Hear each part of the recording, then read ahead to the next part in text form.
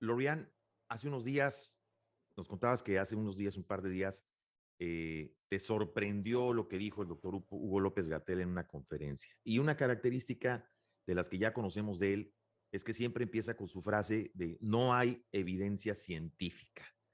Entonces, me estabas comentando que él dijo principalmente tres mentiras, ¿correcto?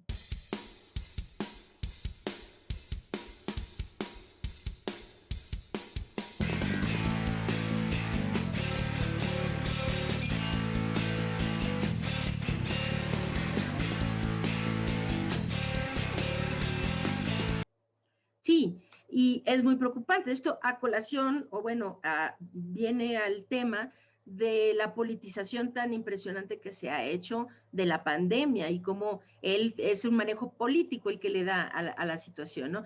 Dijo, no hay evidencias científicas, tres mentiras corridas, así, corridas al hilo, en la plataforma más de mayor audiencia oficial que hay en el país entero, ¿no? Correcto. Que es la mañanera del presidente.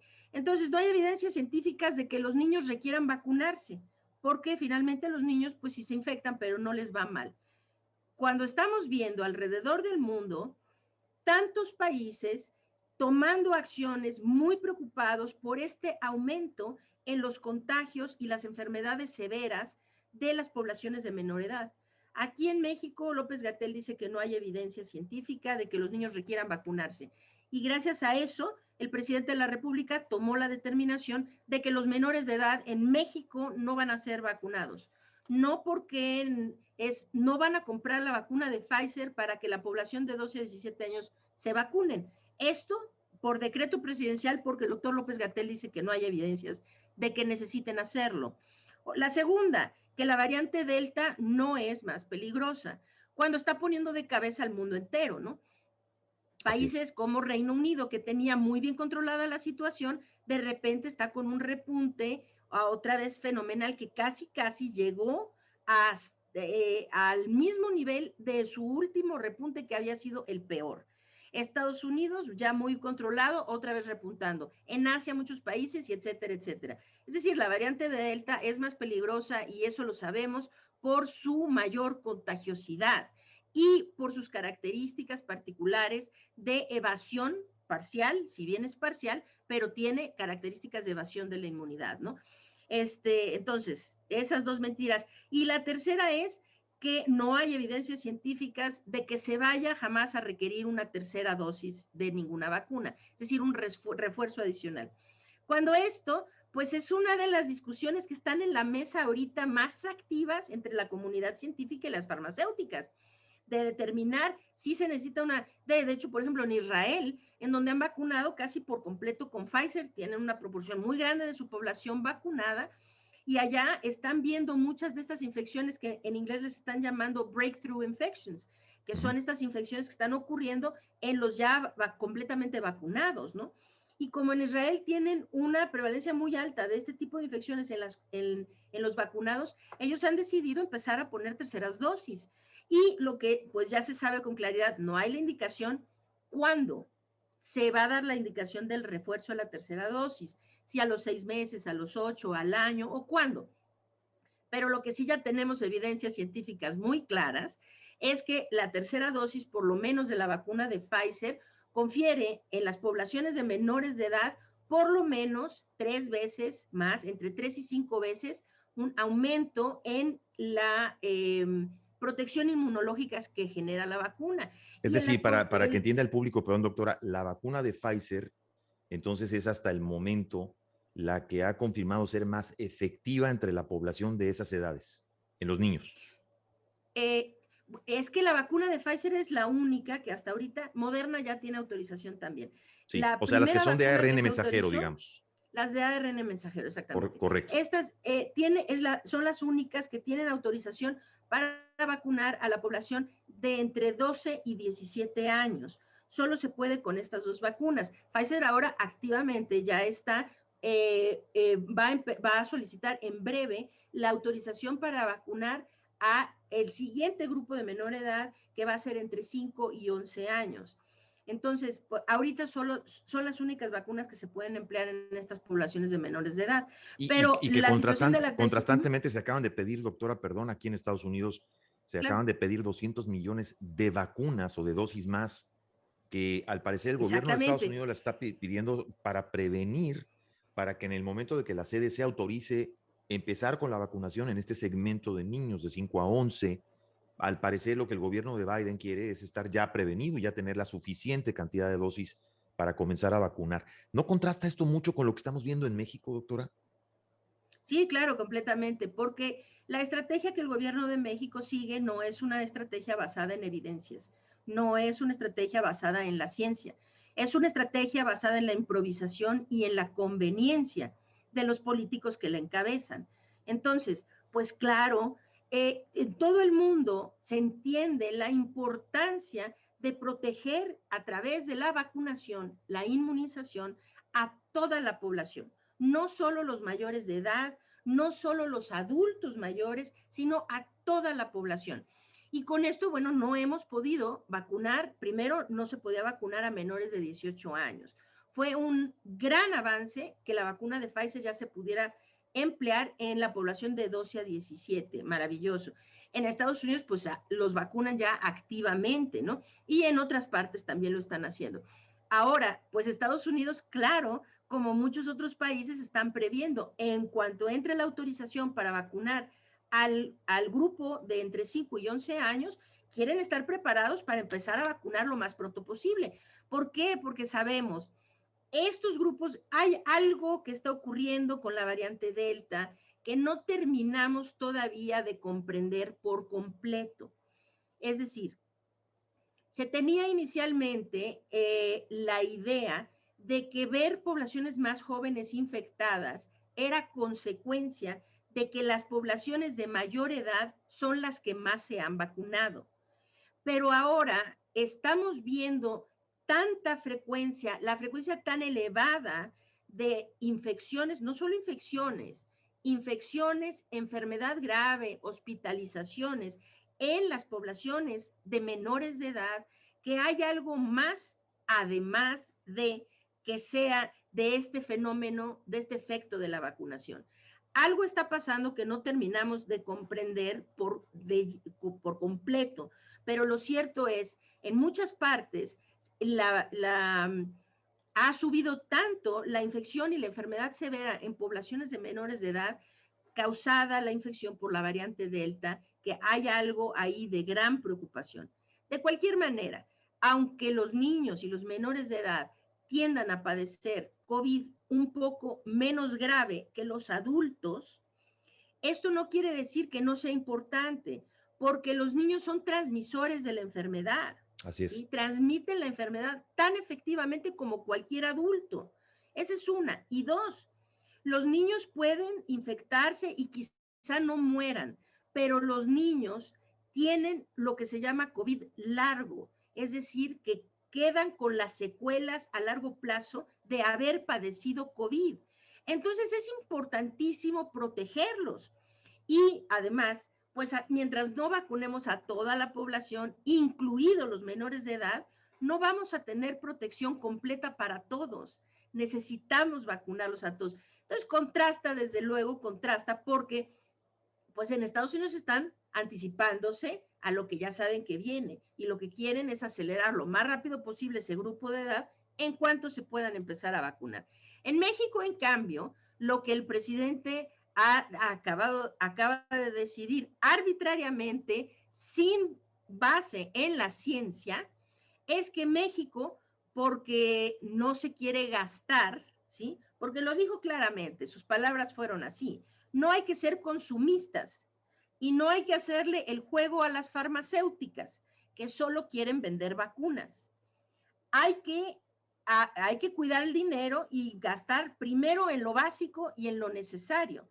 Si los menores de edad no necesitan vacunas, eso no es básico y necesario para el presidente. Entonces, Qué bárbaro. bueno, en México se ha decidido que los menores no van a ser vacunados por una decisión arbitraria y esto, ojalá, que no empecemos a ver a un gran número de menores de edad en los hospitales intubados y muriendo a consecuencia de esta terrible decisión que ha tomado el presidente de la República, asesorado por este hombre López-Gatell. Y no sé si estás al tanto, doctora, pero aquí en la Florida, en donde estamos nosotros, Florida ya se convirtió en el estado número 1 en contagios en este momento Sí. en cuanto a COVID en la variante Delta. Ya es el estado número 1 en contagios en todo Estados Unidos.